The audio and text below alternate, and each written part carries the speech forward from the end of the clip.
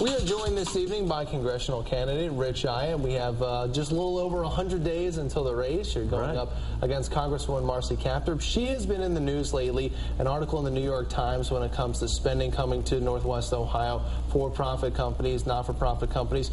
What is your take on not only the article, but the sense of it and the way spending is done?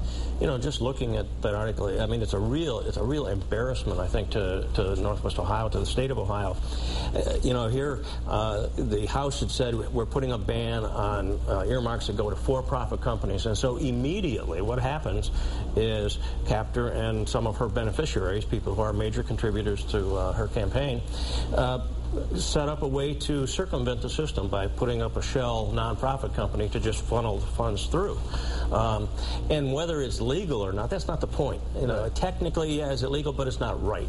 Okay, but let me ask you this. If you do make it to Congress, and there's legal means to bring money home to Northwest Ohio, it has to at least be in your consideration, at least, to do whatever you can for Northwest Ohio, right? Isn't there a little bit of temptation to try to do whatever you can? Well, I think that goes back to a fundamental question about bringing money back.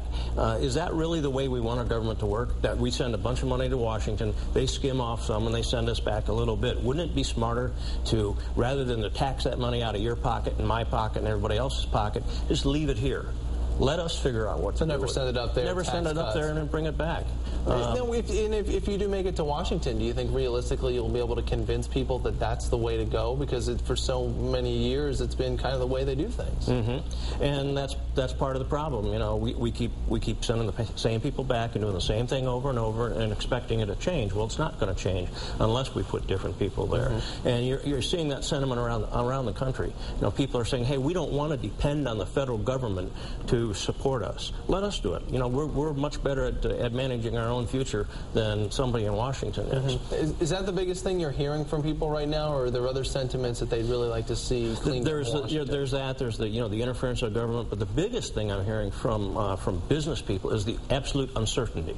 And nobody seems to know. The reason the economy is not growing right now is businesses don't want to invest. They don't know what the taxes are going to be next year. They don't know what their health care costs are going to be next year. They don't know what kind of crazy regulations or programs or restrictions the federal government's going to come up with next year. So everybody's just sitting tight, saying, I don't know what's going to happen, and so I'm not going to invest capital. I'm not going to expose myself. I'm just going to sit here until I know what's going on. We need to provide certainty for the business community. If we can do that, then the business community will start to grow and expand, and that will bring jobs. And do you think you'll be able to do that because you're going to have a clear focus of what you want to do and how you want to do things, so you can present that to people in Northwest Ohio? Yes, absolutely. And I think that around the country, you're hearing that from a lot of candidates who are approaching it the same way. We're saying, look, we need to get the federal government out of the way of business. The federal government can't produce jobs. All they can do is throw taxpayer dollars at it. Until the taxpayer dollars go away, then the jobs go away. What they need to do is get out of the way, create an environment where business can thrive and grow, and then you will have jobs. Okay. Rich Iott, thank you very much for your time. Wish you the best of luck in the race. And that is your Talk Back.